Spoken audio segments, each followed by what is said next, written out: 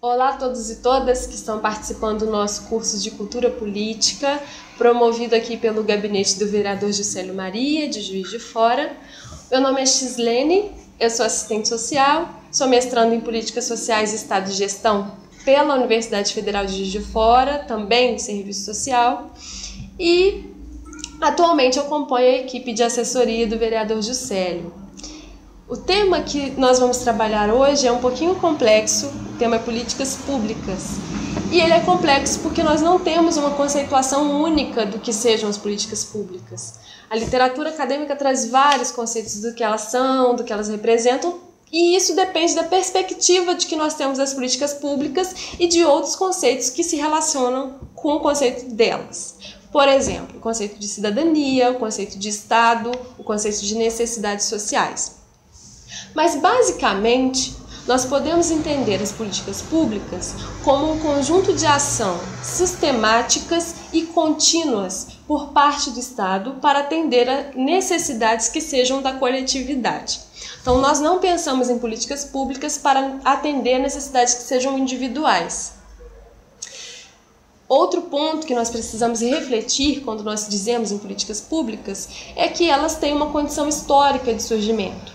E essa condição histórica ela se dá na transição do século XIX para o século XX, que é um momento de transição do modelo capitalista que vai tornar possível um estágio de amadurecimento desse modo de produção que possa se organizar outras formas de sociabilidade, digamos assim. Então, nesse período de transição e principalmente no período pós-guerra, nós temos o desenvolvimento, nós temos uma articulação maior dos movimentos sociais, que começam a exigir do Estado ações que atendam a necessidades sociais. Eles começam a exigir a garantia de direitos sociais e de direitos humanos, partindo do pressuposto que existem contingências que podem atingir a qualquer cidadão. O que eram as contingências que se pensavam para a produção das políticas públicas naquele momento?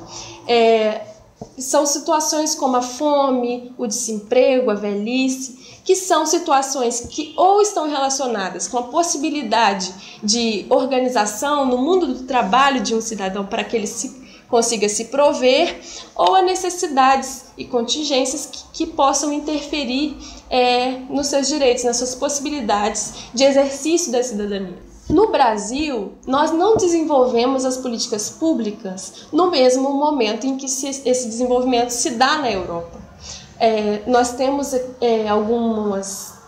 algumas contradições, nós temos algumas condições, por exemplo, culturais, locais, sociais, que vão fazer com que esse desenvolvimento de políticas públicas no Brasil seja mais tardio. Então, nós construímos aqui no Brasil as políticas públicas a partir da força dos movimentos sociais da década de 80, por exemplo, que vão se amadurecendo e, principalmente, nós organizamos as políticas sociais no período posterior à promulgação da Constituição Federal de 1988. Então, lá nós organizamos um modelo de seguridade social que vai garantir a todos umas políticas que sejam universais. Por exemplo, a política de educação, de saúde, a política de assistência social e a política de previdência também. Então, são políticas universais que visam o atendimento de necessidades que sejam sociais, que sejam necessidades também da garantia de direitos humanos e sociais. O desenvolvimento das políticas públicas, ele é complexo, ele não se dá de uma forma única. Nós temos vários momentos, várias etapas da construção das políticas públicas.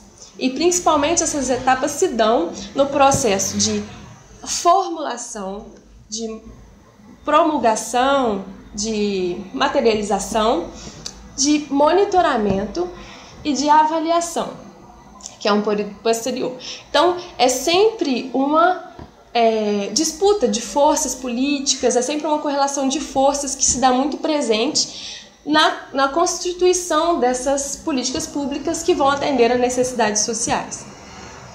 Nós devemos pensar isso principalmente porque a efetivação de políticas públicas depende do orçamento público disponível para efetivar essas ações. Então, nós estamos falando primeiro de uma disputa que seja econômica.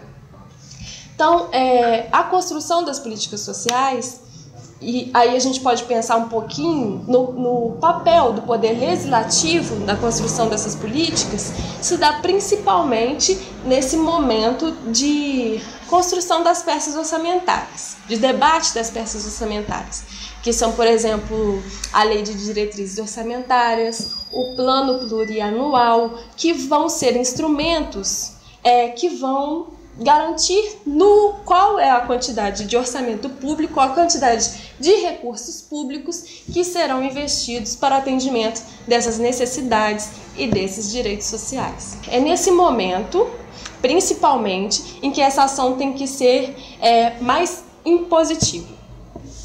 E no momento posterior, o Poder Legislativo também tem a função de trabalhar na fiscalização, assim como a sociedade civil. A sociedade civil, ela deveria estar presente, pode e deveria estar presente em todos os momentos de formulação, de organização de uma política pública. Então, o Poder Legislativo, no momento posterior de organização da política, depois que ela é promulgada, que ela é organizada, ele vai trabalhar também na fiscalização. Então, quanto do recurso público está sendo investido naquela política pública? Se esse investimento é suficiente e se ela tem atingido o público-alvo que ela se propõe a atender também. Então, é nesse momento que nós precisamos estar atentos se a gente tem materializado aquilo que nós pressupomos como uma política pública. E é muito importante também que esse processo de acompanhamento da sociedade civil também se dê no momento de inserção da política pública na agenda pública. Então, como nós pensamos antes e desde o seu surgimento, as políticas públicas dependem, para ser implementadas, para ser pensadas, também dessa publicização das necessidades sociais. Então, toda vez que nós pensamos em direitos que não estão sendo atendidos ou que necessitam ser trabalhados, nós pensamos na participação social. Bom, gente, eu gostaria de agradecer a participação de todos. É isso que nós tínhamos para trabalhar hoje e muito obrigada.